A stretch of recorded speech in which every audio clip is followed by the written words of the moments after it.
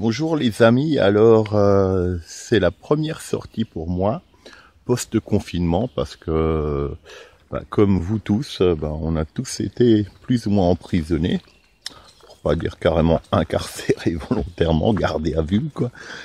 Donc maintenant qu'on peut sortir, j'en profite. Donc je suis à Fétérouze, j'habite justement ce village, donc pour moi c'est pas loin. Et ça me fait une petite balade sympa, en même temps je vois comment la nature a évolué. Donc je suis, comme je vous l'ai dit, au kilomètre zéro même. Donc pour ceux qui connaissent pas, c'est une partie du front qui a été réaménagée par les amis du kilomètre zéro. Donc certains des ouvrages ont été reconstruits, les sentiers ont été aménagés, balisés, c'est sympa. À une époque, je faisais partie de cette association, mais maintenant je fais partie d'une autre qui s'occupe plutôt de la Deuxième Guerre mondiale. Donc là, je me trouve à la position de barrage. Donc vous voyez, tout ça c'est très bien expliqué ici. Je ne vais pas m'attarder sur les ouvrages en eux-mêmes. Vous pouvez venir par vous-même ici et puis regarder tout ça. Donc ça c'est un des blocs qui a été refait. C'est d'ailleurs un des premiers qui a été construit à l'époque. Donc ici on est sur le front de la Largue. Hein. La Suisse se trouve... donc j'ai le stabilisateur actuellement. Hein. La Suisse se trouve par là-bas, donc sur ma gauche, environ 1 kilomètre. Là il y a un étang. Et de l'autre côté il y avait les Français. Et donc la ligne de front est ici même. Comme vous pouvez voir. Donc je me réhabitue un peu avec cet appareil. Donc voilà, ce fameux premier blocos. Avec la tranchée restaurée. Donc ça c'est le plus vieux du coin ici. On le voit à sa forme. Les autres sont plus vieux. Hein. Vous lirez, vous verrez, il y a le détail. Donc en ce qui me concerne, c'est surtout pour faire une petite sortie. Et voir un peu où ça en est, s'il n'y a pas eu trop de dégâts suite aux pluies. Faire un petit tour simplement quoi. J'en profiterai aussi pour aller dans une partie non aménagée pour le public, vu que je connais parfaitement le coin, pratiquement chaque trou de renard, je le connais par son prénom quoi. Mais donc il y a une partie qui est vraiment aménagée pour le public et une qui ne l'est pas quoi, parce que trop dangereuse. Il reste des pics, du barbelé, du fer à béton, donc largement de quoi se blesser quoi. C'est à peu près le cas ici. Il y a un bloc-host explosé sans sa toiture. Et vous pouvez voir tous les fers à béton qui en sortent. On voit que cet arbre est tombé. C'était pas le cas il y a encore un an. Donc on voit le bloc-host ici. Donc je vous montre de près, c'est du fer à béton tout ça. Donc c'est à peu près le même genre de bloc-host que là-bas, sauf, vous voyez, tout ça c'est pas des branches, c'est du fer à béton qui sort. Hein. Et c'est du gros diamètre, presque 2 cm. Hein. Donc voilà, alors faut pas penser que c'est une bombe qui est tombée là-dedans. En fait, après la guerre, et même pendant la Deuxième Guerre mondiale, ils venaient prélever en fait ils faisaient sauter un bout du bloc-host, un bout du toit, et ils regardaient s'il y avait des rails de chemin de fer, ou de la ferraille en tout cas, qui protégeait la dalle de couverture. Et comme celui-ci en avait, ce qu'ils ont fait sauter tout le toit, ça a tout arraché, ils ont prélevé la ferraille et ils l'ont laissé en l'état. Donc du coup, c'est assez dangereux, quoi.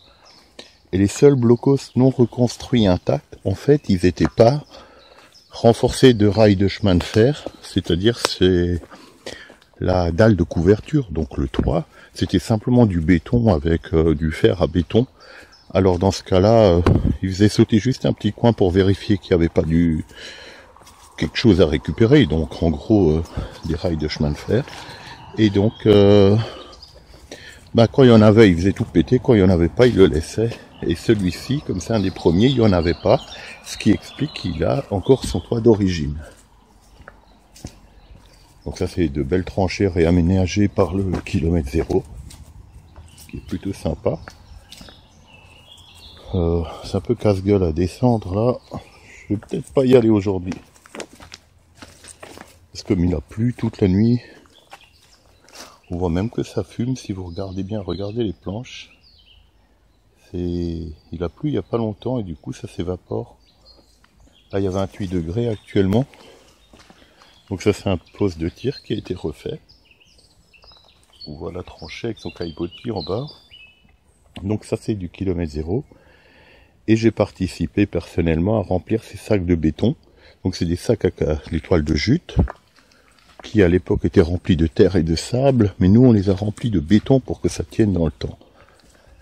Et ce bloc-host, c'est le même que celui que vous avez vu avant qui a éclaté.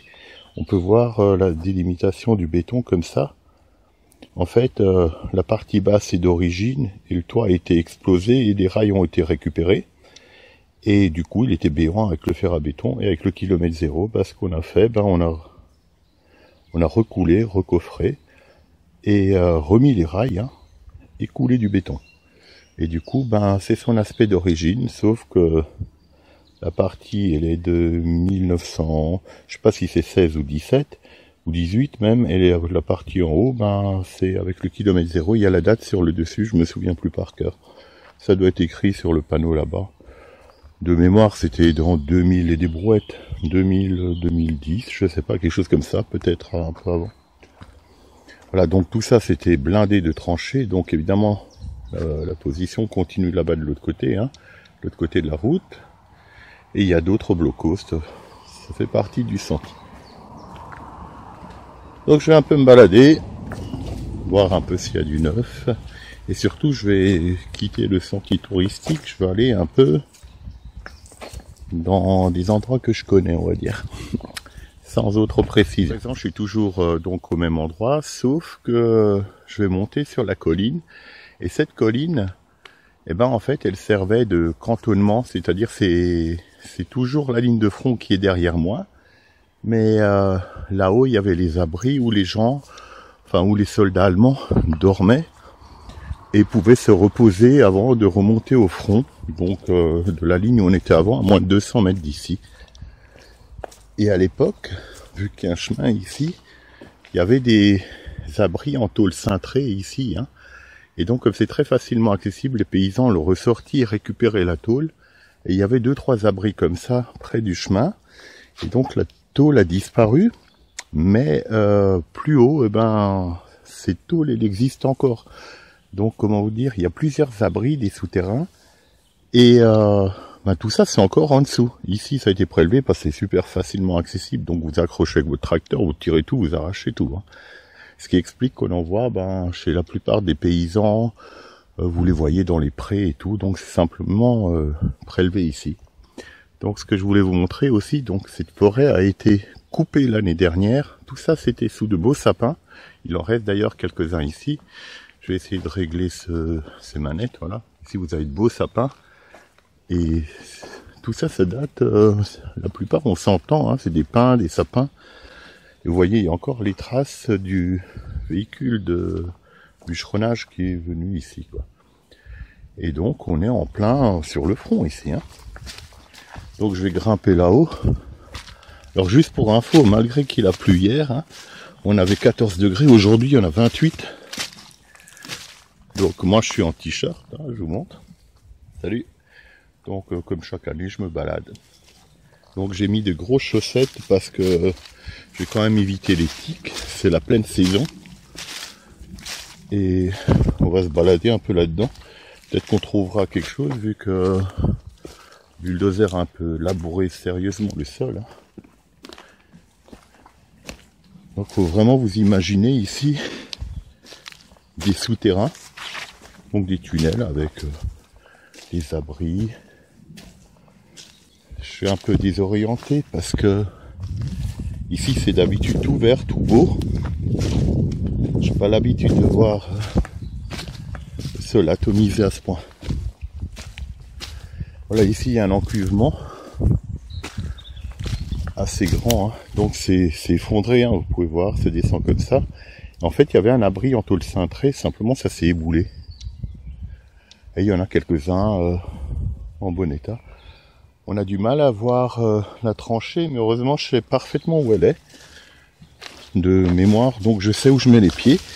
Et je vais vous montrer quelque chose de très dangereux. Donc si je vous le déconseille, on va dire, J'essaye d'enjamber, du coup je suis un peu essoufflé. Évitez quand même de venir là-haut, parce que vous voyez, il y a des branches, vous trébuchez, vous pouvez vous empaler là-dessus. Mais je vais vous montrer aussi pourquoi c'est dangereux. Vous voyez, là où il y a la mousse, c'était comme ça sous les sapins. Je me faufile, donc sous mes pieds, il y a vraiment des tunnels. C'est des tunnels qui sont, à l'époque, ils étaient longs, mais ils sont éboulés, ils sont plus étayés. Et il reste plus que le tronc, en fait, le bois complètement pourri, et il n'y a plus rien qui tient. Voilà. Et ici, vous pouvez voir, quand je vous disais que c'était beau avant qu'ils coupent, d'ailleurs, vous voyez tous les arbres qu'ils ont coupés, ils sont là-bas. Et vous voyez comme c'est joli, quoi. C'est de la mousse agréable à marcher, et puis voilà ce qu'ils ont fait derrière. Bon, il faut bien exploiter la forêt, mais je vais vous montrer quand même. Voilà, ici, il y a ce trou que vous voyez là. En fait, c'est un éboulement souterrain. Donc, un bout du tunnel qui s'est éboulé, pareil ici. Donc, on voit un tout petit trou, mais en fait, c'est un tunnel éboulé. Et je vais vous montrer où ça communiquait. Donc, tout ce que je marche, il y a un tunnel en dessous. Et vous voyez, ce petit trou, ça paraît rien du tout. S'il fait 80 cm de large sur 60, et je suis pile au-dessus. Hein. Vous allez voir un peu comme c'est profond. Là, vous voyez la dangerosité de la chose. Donc, il descend. Je vais essayer de faire un zoom. Alors, je sais plus comment il fonctionne ce truc. Je vais essayer. On va voir si c'est comme ça. Comment que ça fonctionnait ce machin? Ah oui, c'est dans l'autre sens, voilà. Donc vous voyez, là je fais un zoom x10. Et ça descend environ 7 mètres de profondeur. Puis après, ça dispatchait dans les galeries. Donc vous voyez, simplement en zoomant un peu. Hein. Donc là, si je tombe, alors il y a une branche, techniquement on pourrait sortir, mais on peut bien se faire mal, quoi. Donc cette galerie, comme je vous ai dit, elle était entièrement étayée et boisée à l'époque, ce qui n'est plus le cas aujourd'hui, donc ça peut s'ébouler. Hein. Je dis pas que ça va s'ébouler, mais ça peut s'ébouler. Donc vous voyez ce petit trou, alors petit, là vu d'ici, il y a cette branche qui retient, vous voyez cette grosse souche. Et vous marchez juste derrière, vous pouvez passer au travers et vous voyez la méga chute. Et donc ça descendait en bas de la colline et en fait ça rejoignait tous les abris qui sont là, mais ça allait également sur la gauche, ça continue par là-bas, c'est là où je vais aller maintenant. Et là-bas il y a le front, c'est où j'étais derrière les arbres. Vous allez 100 mètres devant, ben c'est là où il y avait la tranchée, enfin là où on était, où la tranchée a été refaite à l'identique. Et on voit qu'ici ce fameux, vous voyez cette méga bosse, l'abri en tôle cintrée a été prélevé à cet endroit, mais ce qui explique que son accès était par ici, en fait. Ça, c'était l'entrée principale qui dispatchait tout ça. Alors maintenant, j'ai plus trop envie d'aller par là-bas, mais sachez qu'il y a 2-3 autres abris en tôle cintrée prélevés, mais un peu plus loin, il y en a un en parfait état, enfin, entre guillemets, la tôle est là, on va dire, quoi. Voilà, voilà. Donc, sous mes pieds, il y a des tunnels, comme vous avez pu le constater. Donc, le tout, c'est de trouver un passage là-dedans. Puis de vérifier. Alors, j'ai des chaussettes du Tyrol, là, vachement grandes, vous voyez, pour éviter que les tiques me bouffent. Puis, je contrôlerai après. Environ toutes les demi-heures, je regarde qu'il n'y en a pas dessus. Voilà, ici, il fait bien frais, par contre. Donc, ça, c'est le chemin du kilomètre 0. Il fait partie du sentier, donc il va par là. Et il n'est pas indiqué par ici pour les gens. Et vous voyez là où j'étais, c'est juste à côté. Donc, ça c'est ce qu'ils appelaient un talweg. En fait, c'est un ruisseau qui coulait ici. D'ailleurs, quand il pleut beaucoup, il recoule de nouveau. Et les Allemands, ils aimaient bien ce genre d'endroit, donc ils mettaient des plantes. Vous voyez, chacune de ces bosses, en fait, ici, il n'y a rien d'autre qu'un abri souterrain. Hein. Donc en tôle, pour la plupart. Et il y en a pas mal par ici, tout simplement pour permettre aux soldats de se reposer, de dormir quelque part, avant de remonter au front. Donc vous voyez ici, tout ça c'est pas naturel, le moindre trou ici n'est pas naturel, hormis le talweg qui est d'origine, quoi.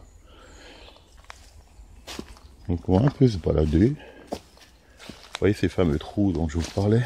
Alors comme ça, vu à la vidéo, c'est pas très impressionnant. Mais il vaut mieux faire gaffe où on met les pieds.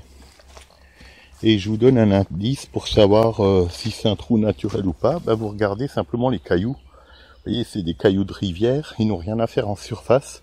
Ici, c'est que de la forêt, c'est que de la mousse, c'est qu'en fait de l'humus de la forêt. Donc tout caillou dehors a été extrait donc d'une cavité souterraine. Vous voyez, tout ça, c'est des cavités éboulées. Donc moi, je me balade. J'en profite pour regarder s'il y a des champignons parce que, vous voyez, cette grosse bosse où je suis, ben, il est fort à parier qu'il y a un abri en tôle cintrée en dessous qui y est encore. Vous voyez, l'entrée était ici. Il suffirait de creuser, on y a accès. Sauf qu'on n'a pas le droit de creuser, hein, donc je peux vous le dire parce que je les connais, parce que j'ai des amis là-bas. Donc il faut se renseigner pour toute recherche à la DRAC de Strasbourg. Donc c'est la direction régionale archéologique conservatoire, ou un truc comme ça, j'ai jamais vraiment compris le sigle. Et de toute façon, vous n'aurez pas d'autorisation parce que la Première Guerre mondiale est considérée comme patrimoine. Maintenant, les vestiges, donc fouiller même au détecteur de métaux, vous risquez gros. Déjà, il n'y a rien à trouver ici, ça a été fouillé, refouillé 1000 fois. Mais quand bien même, mal vous en prendra si vous le faites. Déjà, c'est dangereux, et de deux, c'est interdit. Ah, ça, c'était juste, je referme cette parenthèse. Donc, alors tout ce qu'il y a ici est référencé. Déjà, je le référençais moi-même, mais peu de gens le savent. Mais je veux dire, dans les cercles d'initiés, ces endroits ont été donc référencés. Il y a les cartes d'état-major d'époque, il y a les cartes allemandes, les cartes françaises. Donc, vous voyez, ça, c'était un encuvement pour canon ici. Typiquement. Alors vous le voyez peut-être pas sur la vidéo, mais ça monte quand même. Et puis je tiens cet appareil d'une main et je papote et je papote. En fait, je cherche un endroit bien précis pour vous montrer quelque chose de... Le voilà, je l'ai trouvé. C'est ça que je cherche depuis avant. Vous voyez ce petit trou complètement insignifiant au milieu de nulle part. Voilà. Là, vous marchez dedans, vous êtes mal. Il est encore plus profond que l'autre trou. Regardez, je vais vous montrer ça. Alors lui, il descend à 90 degrés tout droit, à environ 5 mètres de profondeur. Puis après, vous allez... il se redresse le tunnel, comment vous dire. Vous voyez, vous allez comme ça, puis il va comme ça, et il dispatche à gauche, à droite, tous les abris qui vont là, et il va même jusqu'à la largue, quoi. Donc ça, c'était l'entrée principale, et tout le bois a disparu. Donc entrée verticale, puis dispatch complet dans la forêt. Donc j'ai un peu reculé pour que vous voyez. Normalement vous devriez pas avoir le mal de mer avec ce stabilisateur que j'ai ici. Voilà. Donc l'entrée, je vais essayer de pas trop bouger. L'entrée elle était là, vous descendez à 5 mètres. Ensuite ça va encore en biais, ça descend de 2 mètres. C'est en moyenne 7-9 mètres de profondeur. Après ça dispatch les salles, mais tout est boulé. Faudrait tout recreuser, tout étayer. Déjà, on n'a pas le droit. Vous voyez, là, je suis pile aussi. Si ça s'éboulait, ben, je me retrouverai en bas. Voilà pour vous montrer à quel point c'est dangereux, quoi. Alors voilà, une souche d'époque. Vous voyez, il y a de la ferraille, encore du barbelé, du fil. Fil de fer encore. Voilà, alors, je sais pas si vous avez l'habitude d'aller en forêt, mais je peux vous dire que les tiques sont là-dedans. Beaucoup pensent que ça tombe des arbres, c'est pas du tout le cas. Elles sont dans ces herbes. En fait, elles attendent qu'un animal passe et elles s'accrochent à son pelage et lui boivent le sang, quoi. Et s'il y a la maladie de Lyme, comme c'est le cas dans notre région, ben vous risquez de l'attraper, d'où le fait que j'ai mis des chaussettes super hautes. Vous voyez, bon, je suis en short, je devrais pas, mais vu la taille de mes chaussettes, ça devrait aller. Donc si vous allez en forêt, évitez vraiment de marcher dans l'herbe, c'est vraiment dans l'herbe qu'elles sont. Donc je regarde droite-gauche si je trouve quelque chose. Pour être précis, des champignons. Là tout de suite il n'y a rien.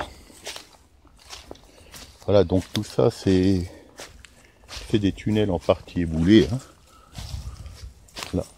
Là il y avait un abri souterrain.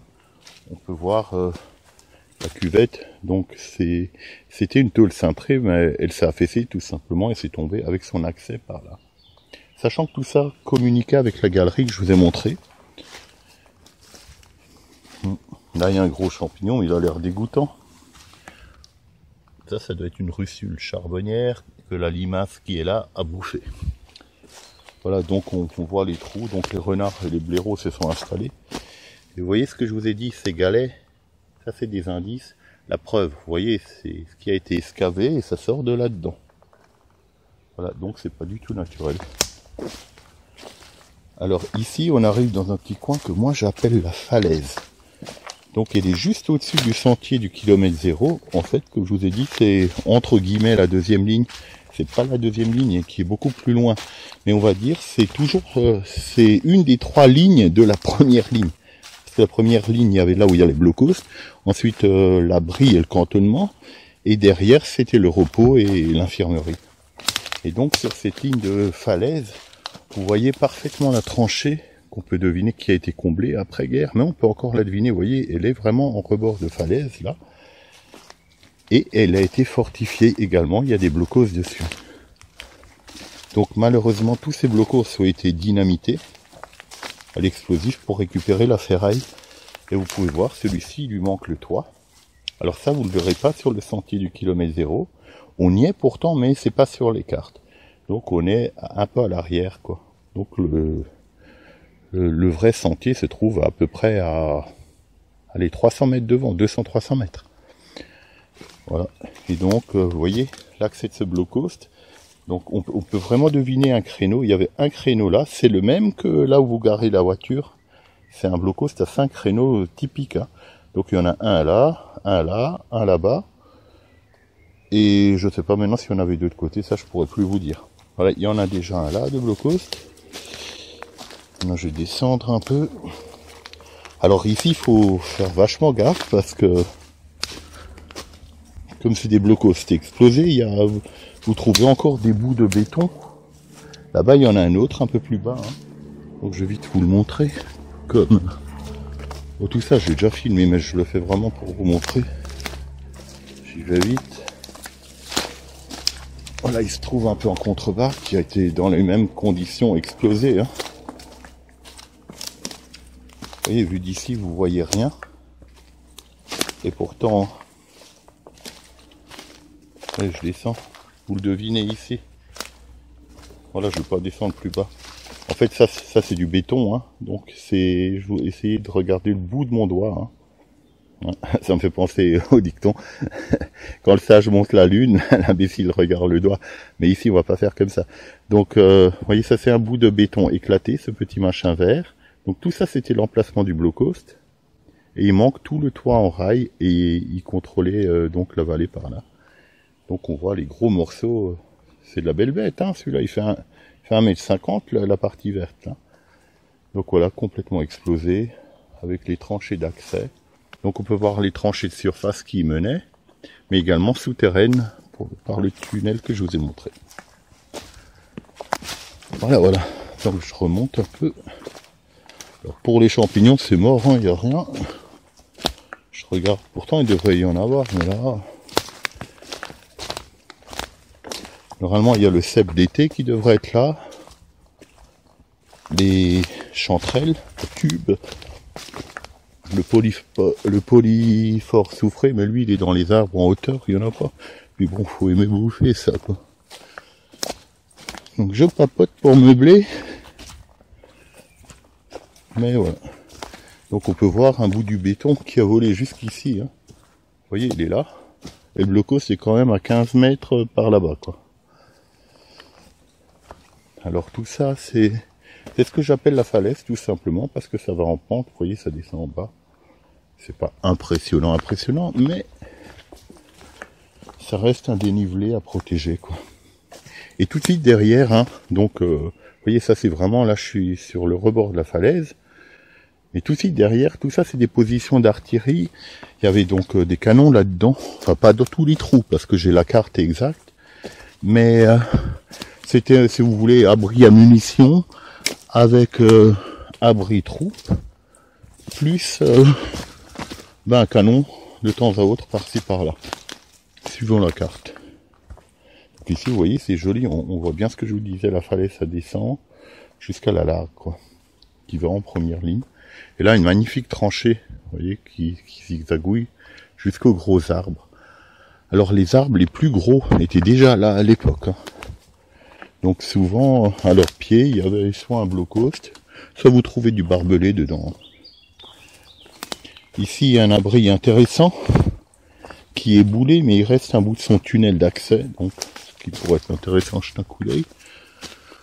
Vous savez, après les pluies, ça se réouvre, ça s'écroule. Et des fois on peut voir, là on peut parfaitement deviner, vous voyez, ça c'est le souterrain éboulé, là c'est encore intact, et puis là c'est nouveau éboulé. Et sous mes pieds, potentiellement, il y a un abri. Voilà. D'ailleurs, je vais vous le montrer. Il y en a même plusieurs ici. Je vais faire le grand écart. Je monte. Vous voyez, derrière cette butte, ça paye pas de mine, hein, mais regardez ce petit trou où il y a l'arbre. Pareil, tunnel, accès au souterrain. Donc je vais voir si je peux rezoomer un petit coup. Alors je sais pas si ça rend bien, j'ai le soleil dans les yeux moi. Mais vous voyez ça descend, puis ça se redresse par là-bas. Donc voilà, on va dire que c'est bien. Vous voyez, toutes ces bosses ici, ça a été bien fortifié par les Allemands. Les Français ont fait la même chose en face, mais rien en dur, tout enterré, hein. Donc avec du papier goudronné, des poutres et de terre. Donc vous voyez ce méga pin, sapin Douglas je crois que c'est. Enfin, un sapin en tout cas. Et souvent il faut regarder autour de son tronc. On peut trouver du fil de fer barbelé qui sort. Vous voyez, je n'ai même pas fini ma phrase que voilà. Vous voyez, je le tiens là. Et là, on voit que c'est déjà vers la fin de la guerre, vers 1918, parce qu'à l'époque, il y avait du barbelé, et vers la fin, ils n'en avaient pas. Et vous voyez comme c'est à l'intérieur de l'arbre. En fait, cet arbre était plus petit, ils ont fait un tour autour de fil de fer, et l'arbre, en poussant, ben, il a complètement enveloppé ça, et c'est ce qui tue les arbres au bout d'un moment. Et il y en avait sur plusieurs hauteurs, et ces pauvres arbres, ben il meurt étranglé, celui-là, ça m'étonne qu'il est encore debout. Et c'est pour ça que vous trouverez des... Si j'en vois un, je vous montrerai. Un peu plus loin, il y en a plein. Quand plus on se rapproche de la Suisse, plus on les voit. Ici, moins. Les bûcherons les coupent à 1 mètre de hauteur, tout simplement pour pas se prendre la chaîne de tronçonneuse dans ce barbelé ou le fil de fer, hein. Ce qui est très dangereux parce que vous cassez la chaîne, vous pouvez l'avoir dans la tête, quoi. Donc c'est vraiment le cas dans le coin. Donc la plupart des arbres sont condamnés, hein. Bon, ici, je vais faire une petite partie où il n'y a rien d'intéressant, sur environ un demi-kilomètre, hein. Enfin, il y a des tranchées simplement comme ça rebouchées, mais rien de plus. Et si vous allez juste derrière moi, hein, bah, tout ça c'est des emplacements, des encuvements pour canons, tout ce que je vais pas me répéter, mais tout ce qu'on a vu avant, c'est la même chose, mais en fois 1000, il y en a partout. Donc moi, je vais simplement suivre les tranchées pour rejoindre un autre endroit qui va vers la Suisse, voir un peu comment ça a évolué là-bas, quoi. Et puis, si je trouve que ça vaut le coup, je rallume, sinon, je vous dis à la prochaine, mais je pense que je vais rallumer au moins pour vous dire au revoir. Donc, je marchais un petit kilomètre, et voilà. Vous voyez cette partie verte là, que je vous ai dit. Là-dedans, c'est un nid à tiques. Je vais essayer de le contourner. Et voilà. Vous voyez, il y a toujours moyen de faire un petit crocheton. Et voilà. Voilà, l'herbe a été évitée. J'adore marcher là-dedans, mais c'est vraiment pas une bonne idée.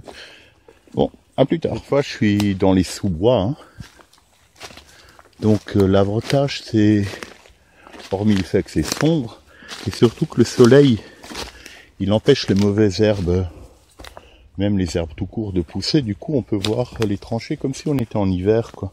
Sauf qu'ils caillent pas. Donc ici, on peut bien les voir. Vous voyez que tout ça, rien de tout ça n'est naturel. Et la tranchée principale d'où je viens, elle vient de là-bas. Donc moi, j'étais là-bas environ 100 mètres. Donc je viens, tac, tac, tac. Il y en a une autre qui va là-bas.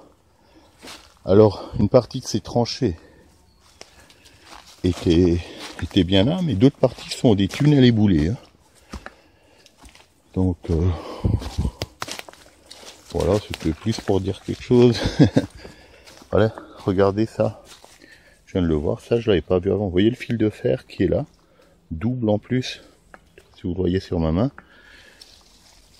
Donc ça, une trébuchée. Vous voyez pourquoi ça n'a pas été ouvert au public? Faudra encore l'aménager, quoi. Il y a des choses à voir, mais c'est pas encore sécurisé, donc vous pouvez tomber dans des trous, des machins. Donc le sentier pour l'instant n'a pas d'extension de prévu dans l'immédiat parce qu'il y a beaucoup de boulot. Voilà cette histoire d'arbre que je vous disais qui coupait à un demi-mètre. On va voir celui-là. Il est fort à parier qu'il y a de la ferraille à l'intérieur. Vous voyez, il n'y a aucune raison de couper un arbre aussi haut. Donc comme on est en plein sur une zone de front, il doit y avoir de la ferraille à l'intérieur. D'ailleurs c'est même pas il doit, c'est sûr et certain qu'il y en a. Donc les bûcherons, non. Vous savez, ils viennent avec un détecteur de métal et ils le sentent, ils le voient tout de suite. Donc ils coupent pas. Là il y en a un autre, peut-être qu'on verra, il n'a pas de mousse dessus. Vous voyez, c'est un arbre qui est sans doute un sapin. Je vais en faire le tour, on va voir. Des fois on le voit, vous voyez, un coup de tronçonneuse a été donné là, et on voit la ferraille, vous voyez ici. Ouais, le bûcheron il a eu du bol. Hein. Là aussi, vous voyez, c'est de la ferraille. Donc, du coup, ils le laissent pourrir comme ça, ils n'ont pas le choix, quoi. Donc moi, je me balade par là. Cet arbre était déjà là. Mais je ne sais pas s'il y a de la ferraille à l'intérieur. Des fois, ce qui est intéressant, tous n'avaient pas de ferraille, tout dépend où la tranche est passée. Ce qui est intéressant, c'est de regarder un peu vers le haut, comme l'arbre a poussé. Des fois, il y a des choses écrites par les Allemands. Un petit mot comme ça. Vous savez comment c'est à l'armée, on laisse toujours une trace de son passage. Voilà, donc je me faufile toujours. Donc tout ça, c'est des tranchées. Hein. Je vais pas me répéter. Chaque trou est une tranchée. D'ailleurs, on la voit super bien là-bas. Hein. Vous voyez, elle va ici. Et maintenant, je vais aller... Là, je vais me casser la gueule. Ici, il y avait un canon à l'époque sur ma carte. Vous voyez, ça c'est un encuvement à canon. Il était là. Et on est toujours sur cette fameuse falaise. Hein. Donc, alors, ici, il y a quelque chose d'intéressant. C'est un des rares coins. Vous savez, les myrtilles, ça pousse plutôt dans les Vosges, dans le coin forêt noire et compagnie. Et bien, ici, c'est un rare coin à myrtilles. Je l'avais trouvé à l'époque. Bon, pas beaucoup, mais... intéressant à signaler, quoi. J'ai dû trouver 2 baies en 10 ans. Donc voilà, j'ai traversé tout ça. Puis je contrôlerai mes pieds après. Voir si je suis pas entièrement... Vous voyez, il y a de la bruyère, c'est super joli. Et sous mes pieds, il y a des tranchées. Donc ça allait directement jusqu'en Suisse. Jusqu'à la frontière même. Par souterrain. Donc abri droite-gauche. Souterrain sous mes pieds.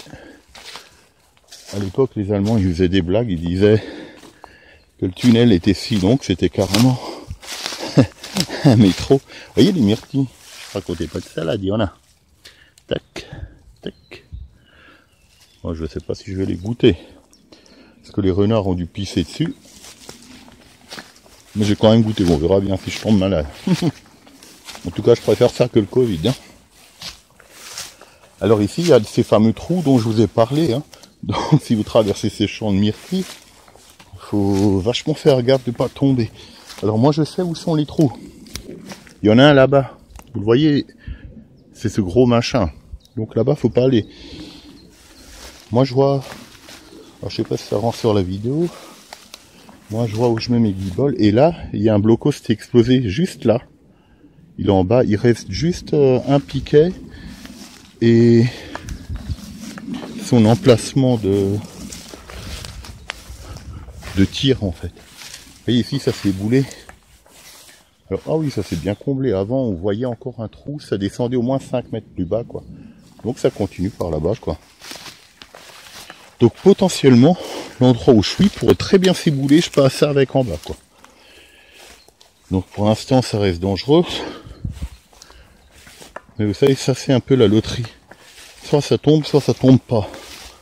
Et ça a tenu 100 ans, et ça peut être 100 ans et un jour et boum. Je pourrais pas vous le dire. Oui, là il y a de la bonne myrtaille. J'ai goûté celle-là vu que le renard ne peut pas monter à 1 mètre de hauteur ici. Ou alors il est doux et pour pisse. Elles sont bonnes, hein. Toute petite, mais pas mauvaise. Voilà, je suis sorti de la jungle. Voilà, et c'est à peu près partout pareil, il n'y a rien de spécial là à voir, si ce n'est de la jolie nature. Ça vous fait une jolie balade avec moi. Là en bas, il y a ce qu'on appelle un talweg avec 2 blockhouses qui eux sont en cours de restauration. Et je pense qu'un jour il va être accessible au public, mais il y a du boulot après quoi.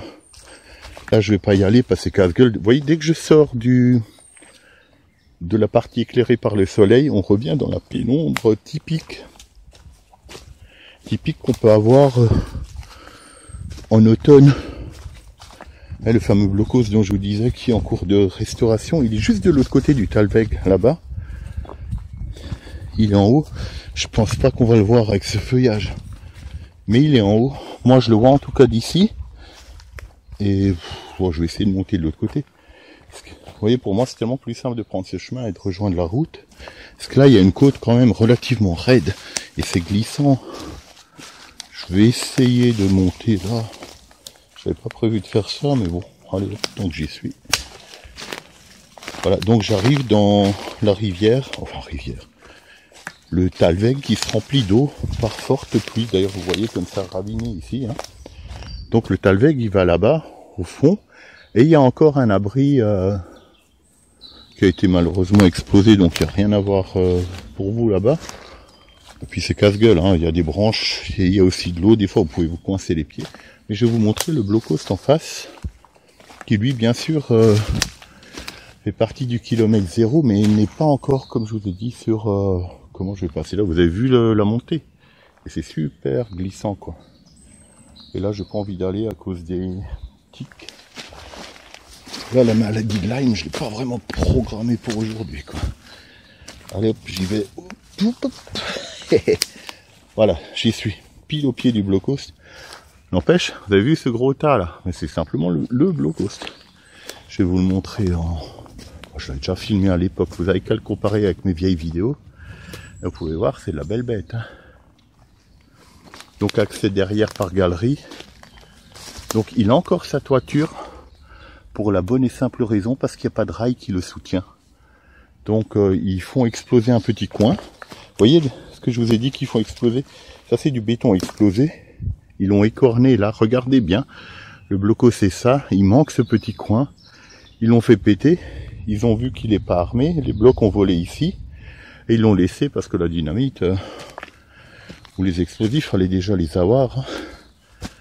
Donc c'est ce qui lui a sauvé la mise à ce blockhaus, sinon il serait comme les autres, vous verriez rien. Alors moi, pour monter, vous voyez, je me tiens à l'arbre carrément. Voilà la partie écornée. Et tout le dessus, ben, c'est le blockhaus intact.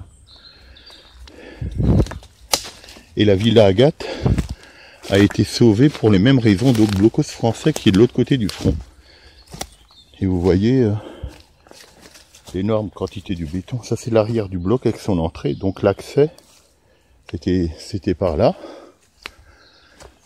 Et vous voyez, bon, entre temps tout ça s'est éboulé. Il y a eu du bûcheronnage. Il y a eu des mouvements de terrain. Voilà. Et son entrée à l'époque elle était là, elle était bétonnée. Là, c'est souvent un renfort en béton que vous pouvez voir. Donc c'est maçonné. L'entrée se passait par là. Et donc par tunnel vous rentriez là-bas dedans. Et là-bas c'est les tranchées qui continuent. Voilà, le talweg, il continue. Après, c'est les prés. Puis après, à la deuxième ligne, il y a d'autres blockhaus, mais qui, eux, sont plus du stockage de munitions, les officiers et compagnie. Donc, deuxième ligne. Et il y a une troisième ligne encore plus loin vers Ferrette, là. Donc, il y a quand même une dizaine de kilomètres d'ici, à vol d'oiseau. Et il y a sur le Glaserberg qui surveillait aussi tout ça. Enfin, tout était plus ou moins relié, voilà. Donc vous voyez ces gros arbres, comme je vous disais, pour qu'ils le coupent là-haut, il doit être bourré de ferraille. qui est hautement logique vu que le blocos est là. Donc c'était tout fortifié de barbelés. Là tout de suite je vois pas de ferraille, mais il doit y en avoir dedans parce qu'ils le voient au détecteur à métaux. Je me répète de nouveau. Ah si, vous voyez le barbelé là, on peut le voir qui dépasse. Vous voyez ici? Ça c'est qu'un bout, à mon avis il y en a beaucoup plus. Et tous les autres arbres c'est pareil. Et tout autour ici, bah forcément ils protégeaient hein, ce coin. D'autant plus qu'au bout du Talweg, il y avait les officiers. Il fait sombre, pourtant il doit, il doit être 13h, hein. 13h30, 14h. Là on devine parfaitement la tranchée. Vous voyez, elle fait comme ça, essayez de suivre le bout de mon doigt, elle fait ça, elle tourne. Ensuite elle zigzague, elle revient près de l'arbre là-bas, puis elle redescend comme ça, et elle va au bout.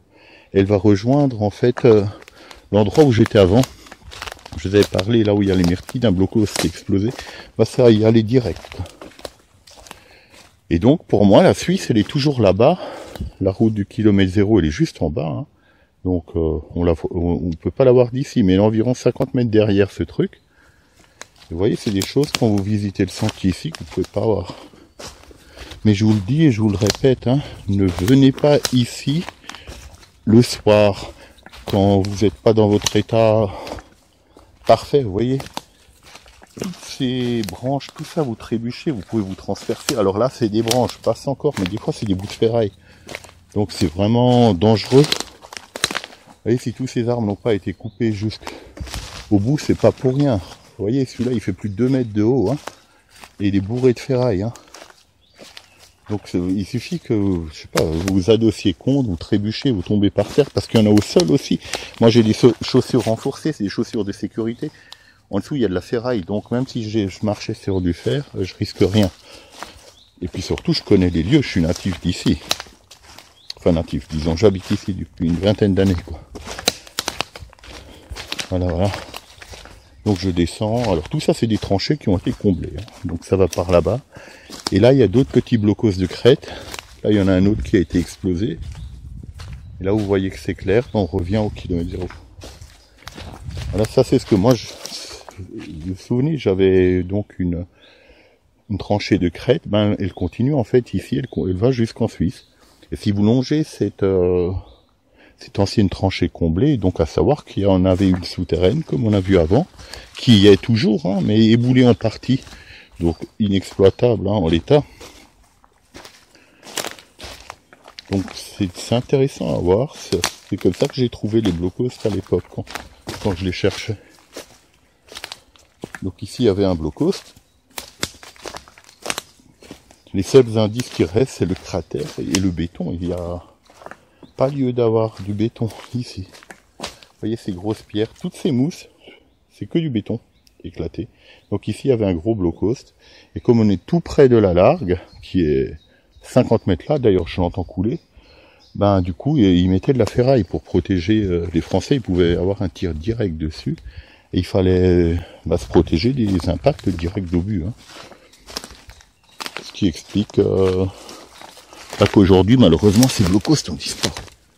Regardez la ferraille ici, de cette souche, vous voyez ça, c'est de la ferraille.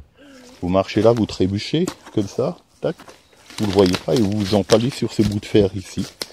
Résultat, ben, vous pouvez juste faire le 18 ou le 17 pour qu'on vienne vous sauver, quoi.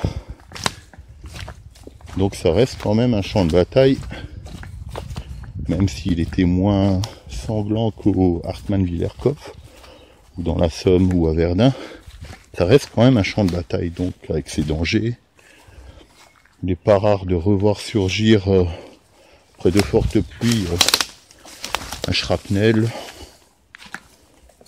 un obus non explosé, des choses comme ça, donc méfiance hein, quand même.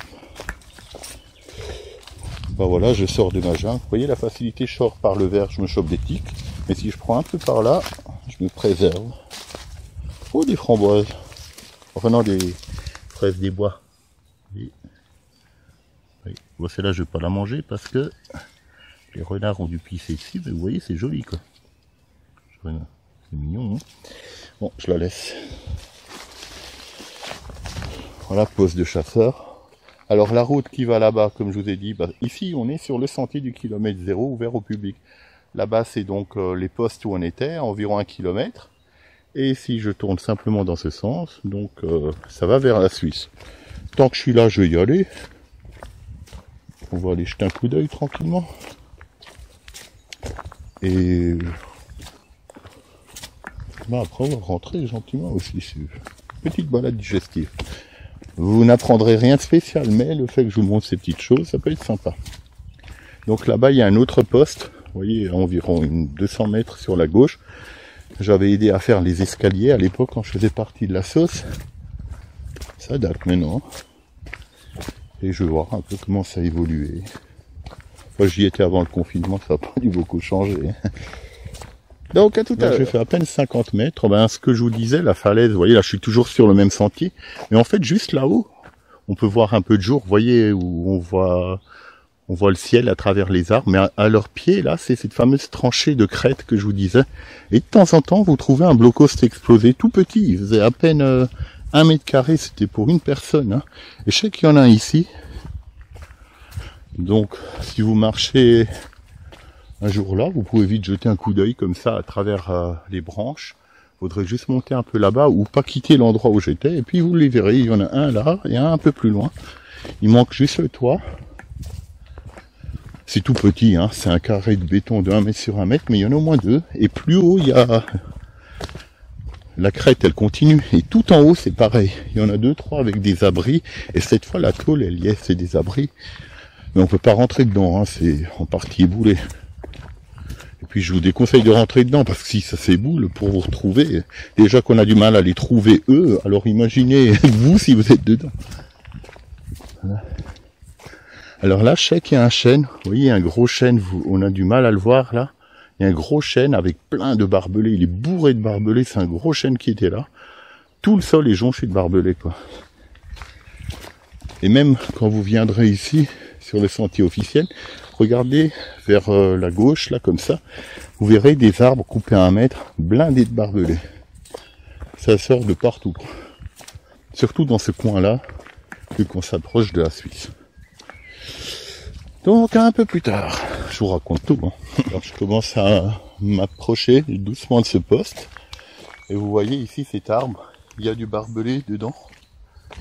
Parce que ici, ça barrait la route à l'époque. Et il y a même un blocos qui est juste en contrebas là. Il manque le toit. C'est le même que là où vous garez vos toitures. Hein, quand vous viendrez visiter ici, près du poste 2, mitrailleuse je crois. Et logo kilomètre 0 sur l'arbre. Là, à l'époque, j'étais venu plusieurs fois. On a emmené du bois. On a tout bien fait. Planter des piquets pour faire des marches et tout. Enfin, c'était la jungle avant, c'était comme ici. Et pareil, on avait fait à l'époque, on a rempli des sacs. Donc si vous venez ici, certains de ces piquets, c'est moi qui les ai plantés. Vous voyez ceux qui sont verticaux là. Et ils traversent, ils retiennent la terre en fait. Parce qu'avant ça ruisselait et tout dégoulinait. Là c'est humide et lourd. Ouf. Donc voilà, je vous laisserai lire, hein. Mais vous voyez à peu près comme c'était. Donc ça c'est le poste 8 en fait. Bon, je vais pas rentrer dedans parce que c'est bourré de moustiques actuellement vu l'humidité. Et voilà, c'est ces fameux toiles de jute qu'on a remplies de béton. Au moins ça reste dans le temps. Parce que comme dit, le sable il serait tombé depuis un moment. Alors à l'époque il y avait juste un trou ici qu'on a rebouché. Et vous voyez la date, KMZ c'est kilomètre 0. Et la date elle est 2012. C'est juste le trou. En fait c'était l'aération tout simplement. Hein. Donc c'est ça ces fameux blocos dont je vous parlais à 5 créneaux. Vous voyez, il y en a un là, il y en a un là, il y en a un là-bas. Alors celui-ci il en a 3, je sais même plus. Voilà, je crois qu'il en a 4, celui-là ou 3. Celui-là il en a 3. Certains en avaient 5. Voilà, apparemment il y en a un qui a démonté des trucs de protection de... Et quand l'ONF plante des arbres, ils mettent ce plastique autour pour que les chevreuils ne mangent pas les jeunes pousses, les jeunes replants quoi. Chercher, on avait mis une montagne de barbelés ici, mais je le trouve pas. Où qu'il est-il? Peut-être dedans, mais là je prends il descend. En fait, il y avait plusieurs sortes de barbelés en fonction de l'époque. Parce que plus on était au début de la guerre, plus le barbelé était fourni. Il y avait l'âme, vous savez ce qui tient les picots, on appelle ça l'âme. Elle était carrée à l'époque. Je vous montre quand même le blocos vite fait. Voilà, et bon, on l'a bien retapé quoi. Vous viendrez voir. Et voyez, la tranchée, elle continue, on la devine super bien. Elle va là-bas, c'est cette fameuse tranchée de la falaise. Mais il y en a une autre plus haut là-bas, hein, que peu de gens connaissent, avec des blocos exposés aussi. Mais bon, ils sont dans un sale état. Mais à savoir qu'il y en a. Hein. Pas loin, hein. Vous allez simplement 100 mètres là-bas, et il y a pareil, une tranchée à suivre, et voilà. Seulement c'est un sale état, comme je dis.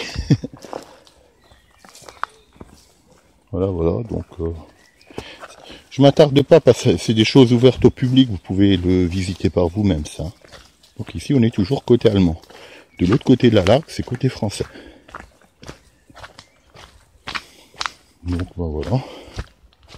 Je vais aller direction Suisse, parce que j'ai vu qu'ils avaient vachement élagué il y a 2 ans. Mais j'en recoupe à blanc quoi. Alors qu'avant... c'était comme ici, c'était la forêt, c'était intéressant. Donc voilà, j'avance un petit peu, puis je vous montrerai quelque chose d'intéressant. Là, je suis toujours sur le sentier du kilomètre zéro, j'ai avancé un peu, vraiment un peu, genre 20 mètres. Vous voyez, il y a ce panneau qui est là, du kilomètre zéro, avec le circuit circulaire. Et ben quand vous êtes à ce niveau du panneau, vous vous tournez simplement vers votre droite, en contrebas, juste là. Ici, vous voyez cette petite partie sombre, et ben c'est le même blocos que vous avez vu là-bas, mais sans le toit, il a disparu. Et lui, je crois qu'il a 5 créneaux. Je sais pas s'il a... Il me semble qu'il en avait 5. Je vais essayer de faire un zoom, je vous promets rien. Hein. Voilà, il est là. On peut un peu deviner, c'est cette chose qui est là. Vous voyez? Voilà, je descends pas. Mais en tout cas, si ça vous intéresse, c'est là que ça se passe. Je remets le zoom à 0. Voilà. Bon, c'est parti direction Suisse. Alors forcément ici c'était beaucoup plus fortifié, hein, puisque on se rapproche de nos amis helvètes. Alors toute cette partie, comme dit, c'est la zone de combat. Et toute cette partie-là, c'est la zone, la deuxième ligne de la première ligne, si on peut appeler ça comme ça. Si vous voulez, la deuxième tranchée de la première ligne. Et ici, il y a un blocos, un gros et beau blocos, hein, que le kilomètre zéro est prévu à l'époque où j'étais chez eux de retaper. Il est planqué là-dedans. Il est vraiment sympa, il est dans le talus, mais il y a pas mal à dégager en fait. Il faut déblayer la tranchée, on peut le deviner, c'est en fait ce gros talus qui est là. Il a 2 entrées, il n'y a rien à voir dedans, il n'est pas très grand, mais il est intéressant parce que une partie à l'intérieur, vous voyez, c'est cette butte là, ça fait comme un dôme. Il faudrait le nettoyer, c'était prévu, alors je sais pas s'ils vont le refaire. Il a une tranchée d'accès qui est plutôt sympa. Et c'est bien, vous voyez, la tranchée elle est là. Vous pouvez pas le voir ici, il y a trop de végétation, mais moi je le vois, je l'entreaperçois même d'ici. Vous voyez, cette petite partie noire, c'est le blocos. Voilà, donc tout ça, il y a des tranchées partout. Alors ce qui est intéressant, la Largue, elle est pas loin, elle est par là. Il y avait quelques petites tranchées, ici on est en première ligne, quelques petites tranchées qui descendaient, qui donnaient accès à la rivière pour aller chercher de l'eau, mais aussi quelques corps francs qui pouvaient aller là-bas et aller espionner les Français.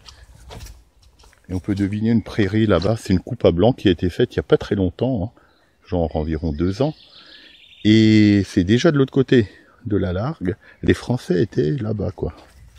Par contre côté français, on peut parfaitement deviner les tranchées. On devine le tracé, mais c'est à peu près tout ce qu'on voit. Quelques trous. Je sais qu'à un endroit, il y a un bout de... ce qu'ils appellent la tôle cintrée métro. C'est la tôle des abris en côté allemand était ondulée, un peu, vraiment comme de la tôle ondulée. Ça faisait des vagues, comme on peut voir un peu partout de ce côté. Et celle des Français, elle a été réutilisée pendant la Deuxième Guerre mondiale. On l'a d'ailleurs appelée sur la ligne Maginot la tôle métro, parce que ça fait penser un peu aux métropolitains. Hein. Donc c'est vraiment des crénelures comme ça, vachement larges et beaucoup plus costauds que les Allemands. Mais bon, tout a été prélevé, enfin tout. l'essentiel a été prélevé par la population locale. Hein. Des fois, vous voyez du bétail dedans. Il y a une belle tranchée ici, on peut vraiment la deviner, hein, qui va jusqu'en Suisse. Hein. Même plus loin d'ailleurs, même jusqu'à Durlinsdorf. Hein. Ou Durlinsdorf, comme ils disaient à l'époque. Vous voyez, la tranchée, là, on la devine super bien. Donc elle court, elle court. Voilà, voilà. Alors vous le voyez pas, mais il y a des moustiques. On a l'impression de se fait bouffer carrément. J'aurais dû mettre un répulsif. Alors tant que je marche, ça va. Mais si je m'arrête 2 secondes, oh, laisse tomber. Parce que tout est humide en fait. Le sol est humide, il a plu. Donc voilà. Moi un peu plus tard. Hein. Voilà, alors je vais encore un peu avancer. Ici, on peut tourner de... Il y a un pont qui va traverser la Largue.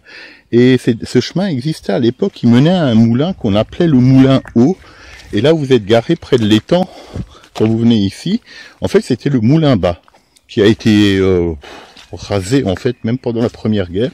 Parce que les Français s'y mettaient dedans. Donc, et ils ont tué accidentellement les gens qui étaient dedans. Donc, ils l'ont rasé, quoi. Ils l'ont dégagé.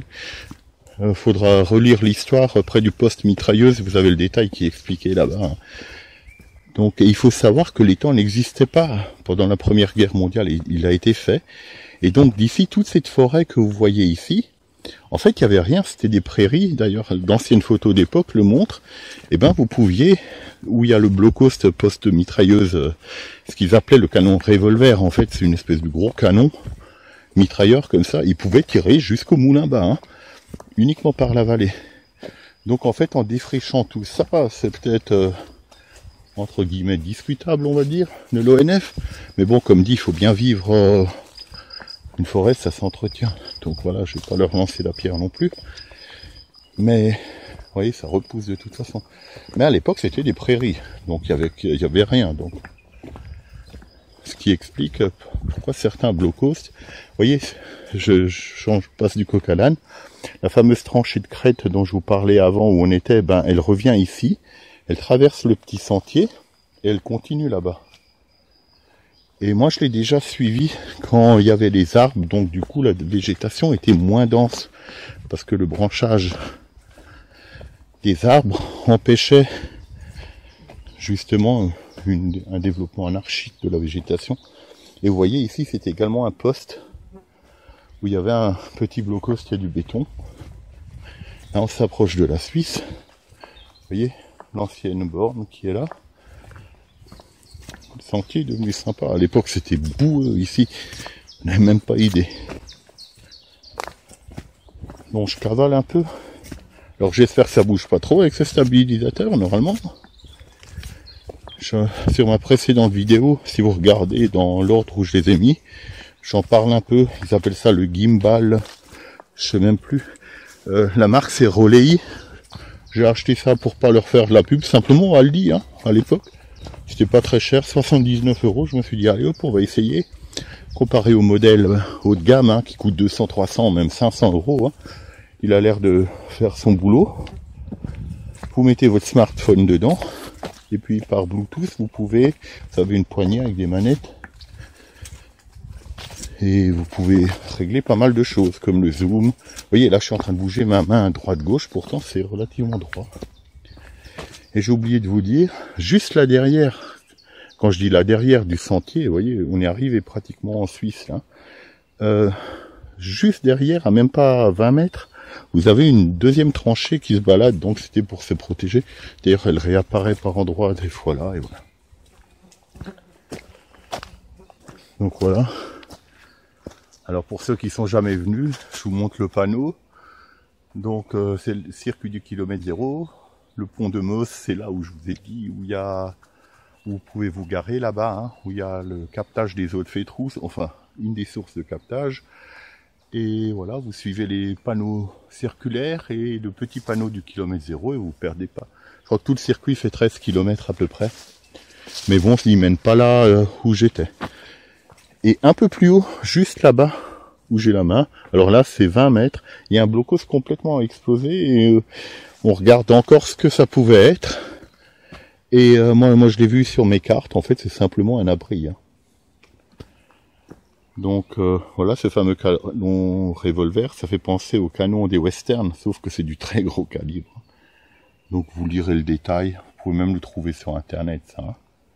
Donc ici vous voyez le circuit complet. Nous on est actuellement ici, vous voyez ce point, et là il y a l'étang.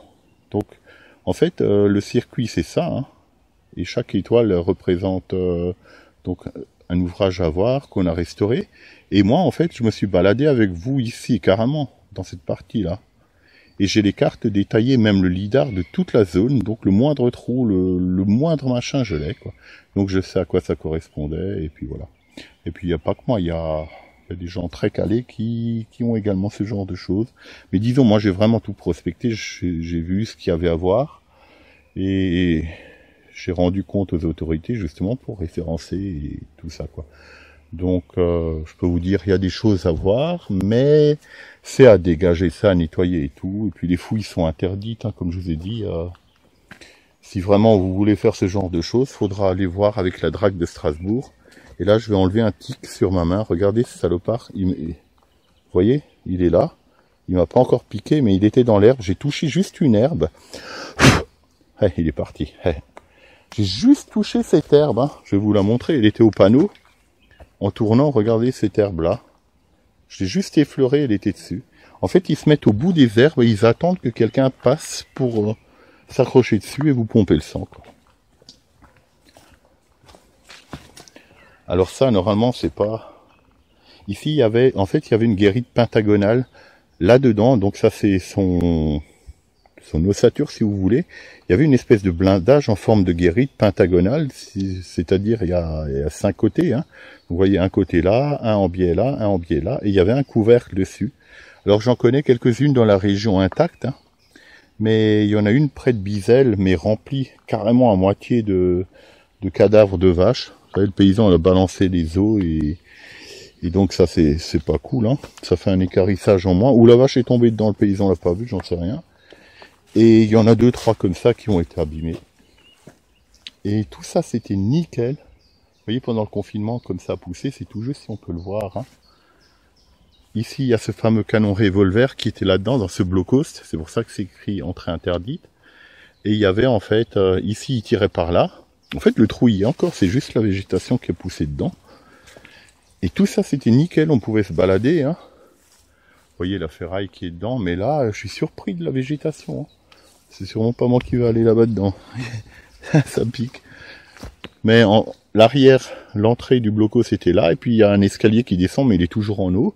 Et tout de suite là, il y a un abri, son dépôt de munitions, et puis l'abri pour les gens qui est... Je pense qu'ils vont revenir faucher tout ça pour la saison été. Là, comme dit, je suis parmi les premiers à me balader là. On a été déconfinés quoi, il y a à peine une quinzaine de jours. Hein. Donc voilà. Suivez les panneaux, vous voyez, c'est bien aménagé, les escaliers, tout ça, on avait fait à l'époque. Mais bon, les bûcherons sont passés là, c'était pas aussi... Là, c'est un peu l'anarchie. Ah, à savoir aussi que vous pouvez continuer le sentier que j'ai quitté avant. Hein. Là, je vais vers la Suisse, mais si vous continuez, vous allez jusqu'à Durmenach, hein. Durinsdorf, pardon. Et là-bas, il y a également des tranchées, même des blockposts. Hein. Peu référencé, mais comme dit, j'en ai fait quelques vidéos, vous avez qu'à regarder mes vieilles vidéos. Là j'ai le hockey, quelqu'un pense à moi. Ou alors je respire trop vite. Ah, il y en a un qui s'est cassé la gueule ici, on voit ses traces de pas. Alors vous le sentez pas, mais moi je peux vous dire, ça sent vachement bon, ça sent là un genre de menthe comme ça ici, c'est vachement agréable. Là je passe. Et voilà, le fameux pont que l'armée suisse a construit. Alors ça, ce sentier, il était super dégagé, c'était carrément une route, et il y a une tranchée là-dedans en fait, avec même des queues de cochons qui sortent. Mais là, on les voit pas. Vous voyez, si vous vous baladez dedans, vous empalez comme un agneau à la broche. Hein. Voilà. Alors, vous voyez, c'est écrit 2014 sur le pied. Alors ici, les panneaux, ils deviennent rouges parce qu'on rentre sur le territoire suisse. Pour l'instant, on n'y est pas. Et ici, il y a une petite anecdote sympa. Je m'attarde pas, ça c'est des choses que vous pouvez voir. La largue, elle a souvent changé de cours. Le lit ne courait pas forcément là où il est maintenant. Donc du coup, la borne a été déplacée. Donc actuellement la frontière est là, mais une frontière ça bouge. Voilà. Alors ça c'est une des bornes. Oui, d'un côté vous avez l'ours bernois, hein, et de l'autre côté, alors la frontière, pour ceux qui savent pas, quand vous regardez une borne, c'est toujours c'est pas la pierre en elle-même qui fait foi, c'est le trait qui est dessus. Donc la frontière elle est ici et pile au milieu. Donc voilà, cette partie-là c'est la Suisse et le fameux bec de canard, et cette partie-là c'est la France. Voilà. Et à l'époque c'était l'Allemagne. Et de ce côté vous avez le F français. Par contre mon téléphone me dit que j'ai presque plus de batterie, alors je vais couper. Je traverse juste la largue avec vous. Et je vous montre l'abri, puis après je ferai juste demi-tour, parce que là, batterie, il me met 3 minutes de batterie encore. Donc je vous montre juste la largue, là elle va vers l'étang de ce côté. Et ça c'est la largue qui vient donc d'Oberlargue. Hein. Et ça c'est ce fameux, je vais essayer de faire un zoom quand même là, s'il reste un peu de batterie. Je le fais d'un doigt avec le truc. Donc ça c'est la fameuse ferme du Largin, qui était là en 14, où il y avait de la contrebande et tout. Donc là, il y avait les Suisses. Hein. D'ailleurs, c'est toujours en Suisse. Hein. J'essaye de... Je crois qu'il répond plus le téléphone. Batterie, 2%. Oh, oh. Donc voilà, je traverse. Donc là, je suis vraiment en territoire suisse maintenant. Donc vous voyez, passage de la douane, frontière avec document de voyage reconnu. Donc, cabane forestière, donc tout ça. Vous voyez... la redoute suisse, hein. Donc ici vous avez le détail, hein. Là il parle de la frontière comme le cours a changé. Alors je m'attarde pas, ça vous le trouverez. Je vais juste vite là-bas, et puis je fais demi-tour. Et du côté là-bas, la France c'est juste là derrière en fait, hein. Derrière vous voyez ces sapins là, et ben derrière ces 3 rangées de sapins, c'est tout de suite la France. Là on est vraiment dans ce qu'on appelle ce fameux bec de canard. Donc là je coupe pour la batterie, on va voir ça, puis je fais demi-tour par le même chemin, sauf que je vais prendre la route, cette fois-ci ira plus vite. J'aurais bien voulu vous montrer le côté français, mais bon là je peux pas, hein, j'ai plus de batterie, donc ça marchera pas. J'essaye quand même d'atteindre la borne, on va voir si ça coupe, tant pis. Donc je me hâte un peu, batterie toujours 2%. Donc, faut dire que du coup, comme je suis en Bluetooth, ben ça consomme beaucoup, hein, puisque le Bluetooth communique avec cet appareil. Donc ici, il va faire des cérémonies et tout. Voilà, ça c'est la fameuse borne du kilomètre zéro, elle a été même scannée et modélisée. Hein. Donc de ce côté, le F français, de l'autre côté, l'ours bernois, comme on a vu avant. Ici, vous avez tout le détail, hein. Donc borne... du kilomètre zéro du front de l'Ouest, avec la carte de l'époque. Vous voyez ici c'est un extrait, mais moi j'ai au moins 5 cartes complètes comme ça, et même géoréférencé, c'est-à-dire je l'ai carrément dans le téléphone là, avec le lidar en plus, donc je vois vraiment tout, ce qui est vachement bien pour rechercher, hein, des vestiges. Et voilà l'armée suisse qui a... Ah, attention, la batterie va s'éteindre, donc cette fois je fais vraiment très très vite. C'est cette fameuse redoute. Alors je vous dis tout de suite au revoir, ça peut couper à n'importe quel moment. Hein. Donc j'essaye de filmer au max. Ça coupe. J'ai même un message d'avertissement. Attention, dans 30 secondes, votre téléphone va s'éteindre. En même temps, je filme en HD, donc... donc au revoir, hein. Déjà,